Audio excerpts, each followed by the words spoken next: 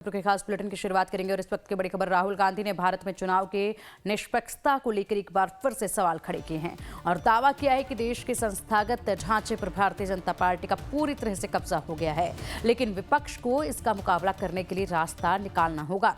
Germany की राजधानी Berlin के हार्ट्री स्कूल में आयोजित संवाद कार्यक्रम में उन्होंने आरोप लगाया कि खुफिया एजेंसियों, केंद्रीय अन्वेषण ब्यूरो यानी कि सीबीआई और प्रवर्तन निदेशालय ईडी को हथियार में तब्दील कर दिया गया है। राहुल गांधी ने संवाद कार्यक्रम का एक वीडियो सोमवार को अपने यूट्यूब चैनल पर अपलोड किया है। उन्होंने कहा, हम भारत में चुनाव की निष्पक्षता को लेकर सवाल उठा रहे हैं। हमारे देश के लोकतांत्रिक ढांचे पर चारों तरफ से हमला हो रहा है।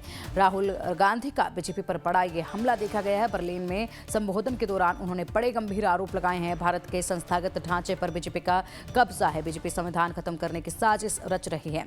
निपटने का रास्ता निकालना होगा। उन्होंने इस बात का जिक्र किया कि हरियाणा की मतदाता सूची में ब्राजील के मॉडल का नाम 22 जगह पर था। लोकसभा में नेता प्रतिपक्ष ने कहा, हम जो सवाल उठा रहे हैं उसका जवाब निर्वाचन आयोग की तरफ से नहीं मिल रहा है। उन्होंने कहा कि भारत में चुनावी मशीनरी में कुछ बुनियादी समस्याएं हैं। उन्होंने आरोप लगाया कि संस्थागत ढांचे पर पूरी तरह से कब्जा कर लिया गया है।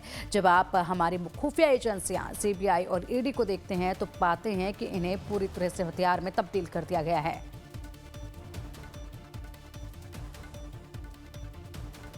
Now we are fighting a battle for an alternate vision of India.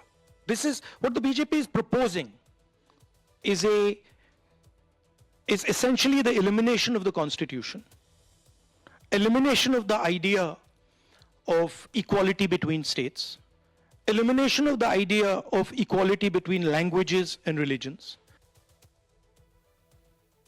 BJP के राष्ट्रीय प्रवक्ता शहजाद पूनावाला ने राहुल गांधी के बयान पर पलटवार किया है। राहुल गांधी प्रदेश के खिलाफ झूठ बोलने का आरोप लगाया गया है।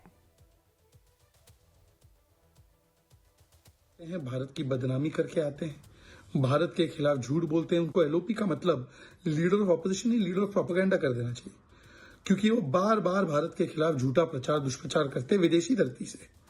पहले कहते थे भारत की लोकतंत्र समाप्त, भारत की अर्थव्यवस्था समाप्त, इकोनॉमी इज डेड। अब जाकर उन्होंने जर्मनी में बोला है मैन्युफैक्चरिंग खत्म हो गया भारत में, प्रोडक्शन नहीं होता भारत में, भारत की इंस्टीट्यूशन समाप्त हो चुकी है। चाइना बहुत अच्छा कर रहा है, चाइना एम्प्लॉयमेंट दे पा रहा है। चाइना का करो गुणगान, भारत का लगातार करो अपमान। यही बन चुकी है राहुल गांधी की पहचान। और इस बार तो सोरोस के कई सारे लोगों को मिलने के बाद लगातार ये बात उन्होंने की। तो ये रिश्ता क्या कहलाता है? वही सोरोस जो भारत को डिस्टेबलाइज करना चाहता है, उनके लोगों से मिलकर राहुल गांधी इस प्रकार का दुष्प्रचार भारत के खिलाफ फैलाते हैं। ये रिश्ता क्या कहलाता है?